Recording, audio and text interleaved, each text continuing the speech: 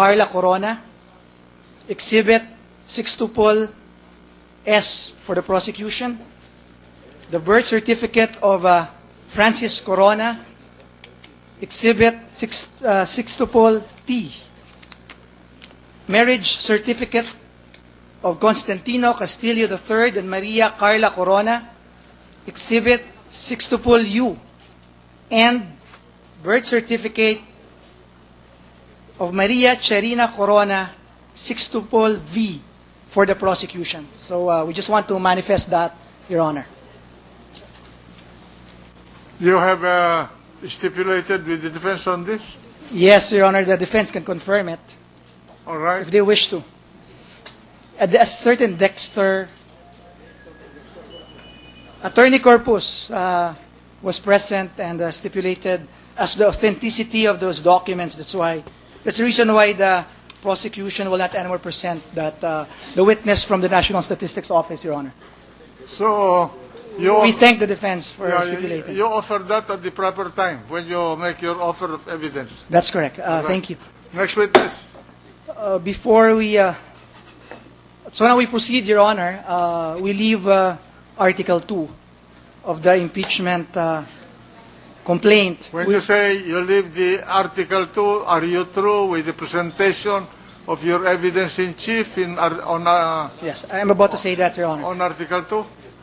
We'll leave Article 2 with the reservation. Reservation on the foreign currency accounts, subject of the temporary restraining order issued by the Supreme Court, and also with the reservation earlier on the 6 accounts, 8 accounts, rather. It's 8 accounts from the PSB bank as testified by the President, because we were required by the Honorable Presiding Officer to submit a memorandum to that effect. So with that reservation, What memorandum was that? I cannot remember. this is regarding the testimony, Your Honor, of The the President of the PS Bank.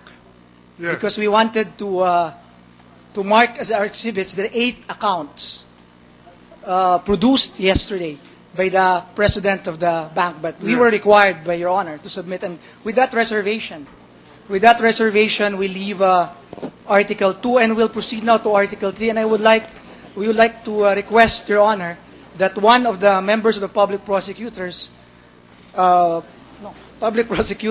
Congressman Sherwin Tugna, be recognized. The named lawyer is recognized.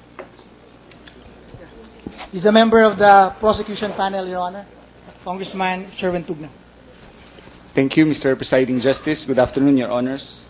We will now continue with the presentation of Article 3.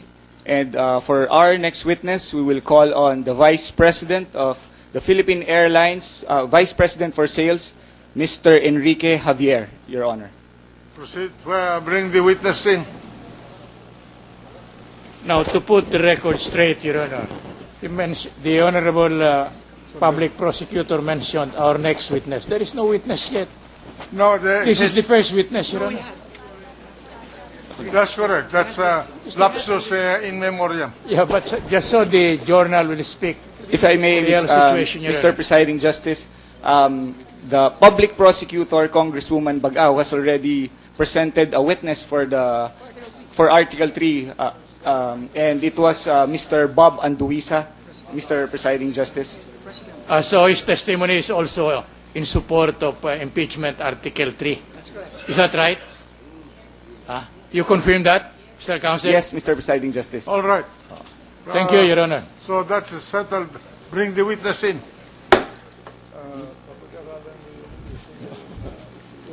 Mr. Presiding Justice, if I may, Yes. I am calling on Private Prosecutor Attorney Marlon Manuel to conduct the direct examination. Attorney Marlon Manuel may now proceed to handle his witness. Akala ko Let the witness take the witness stand and be sworn. Please raise your right hand, Mr. Witness. Do you swear to tell the truth, the whole truth, and nothing but the truth in this impeachment proceeding?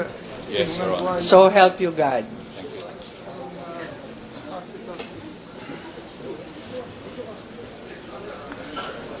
Your Honor, we offer the testimony of the witness to prove that while the case entitled Flight Attendants and Stewards Association of the Philippines, FASAP, versus Philippine Airlines Incorporated, Patricia Chong, in the Court of Appeals, GR number 178083 was pending before the Supreme Court. Chief Justice Renato Corona and Mrs. Cristina Corona received special privileges, including free plane tickets from Philippine Airlines. The witness will also identify documents covered by the Senate subpoena. May I proceed, Your Honor? Proceed. Magandang hapon po, Mr. Javier. Magandang hapon din naman. Maaari niyo bang sabihin ang inyong pangalan, edad at tirahan? Ako po si Enrique Javier, 53 years old, at naninirahan sa Capitolio, Pasig.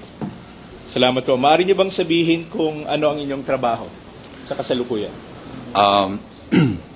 Ako po ang Vice President for Sales ng Philippine Airlines. Gaano katagal na po kayo Vice President ng Philippine Airlines?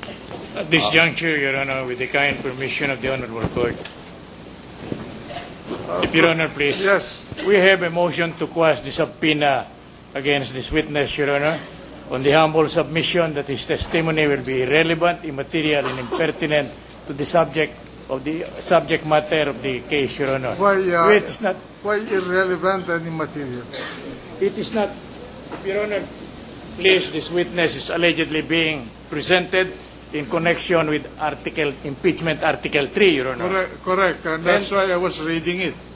And there is no mention about the alleged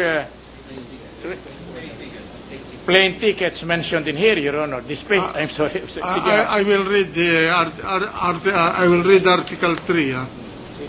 Respondent committed culpable violation of the Constitution and or betrayal of public trust by failing to meet and observe the stringent standards under Article 8, Section 7.3 of the Constitution that provides that members of the judiciary must be a person of proven competence, integrity, probity, and independence in allowing, this is the charge, in allowing the Supreme Court to act on mere letters filed by a counsel which caused the issuance of flip-flopping decisions in final and executory cases, semicolon, in creating an excessive entanglement with Mrs. Arroyo through her appointment of his wife to office, semicolon, and in discussing with litigants regarding cases pending before the Supreme Court. Now, counsel, for the prosecution, what's the relevancy and materiality of this witness to this charge? Yes, Your Honor.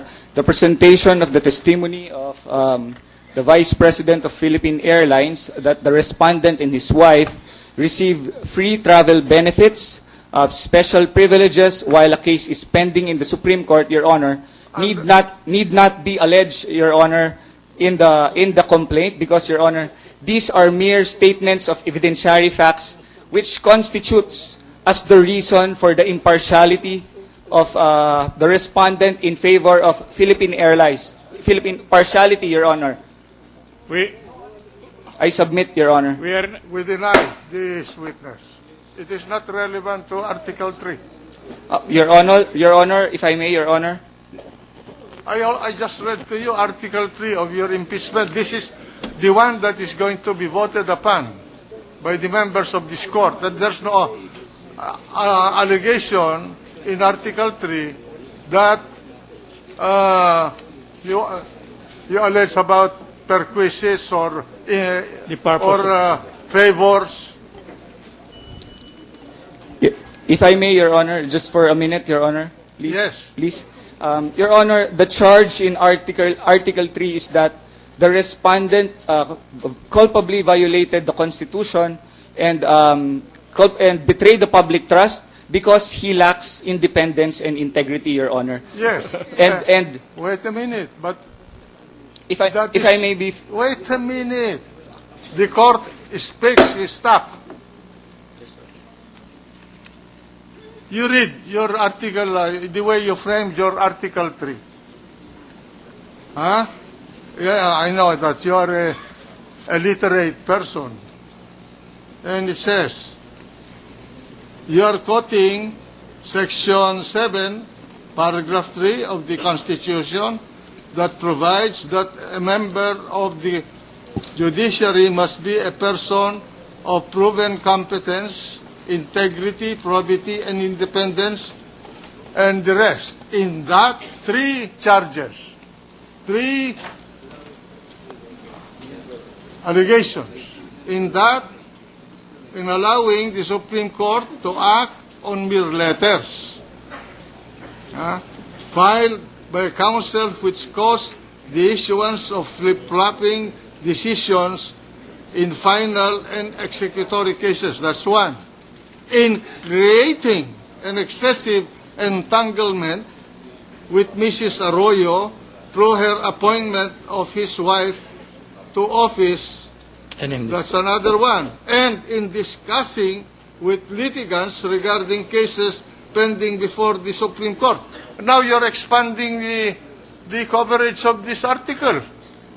This court will not allow the expansion of this article unless you amend it. So order. God. Your Honor, just What? if I may be allowed, Your Honor, to Yes. just to expound on the matter, Your Honor, why we were. I have why- already, the court has already ruled. You are wasting the time of this court. My God, we have to have some discipline in here. You made allegations and you are going to expand it without charging, without the proper charges in your Article 3? Your Honor, I understand that you have already made a ruling, but if I may, Your Honor, if I may just explain for a minute, Your Honor, why this matter is being sought to be introduced. Your Then, Honor. if you want to introduce that, amend your articles of impeachment. Your Honor, if I may, Your Honor, the presentation of this testimony is relevant because, Your Honor, it will help establish the partiality of the respondent in favor of Philippine Airlines, Your Honor. I submit, Your Honor.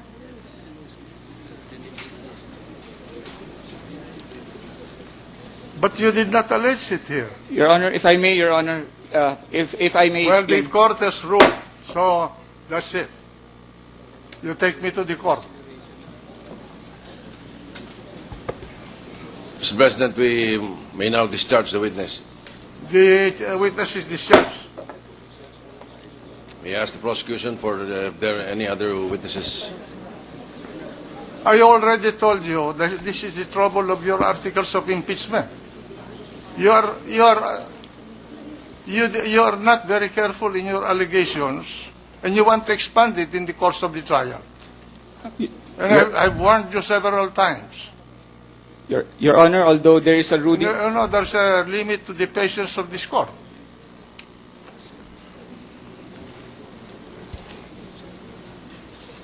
Your Honor, motion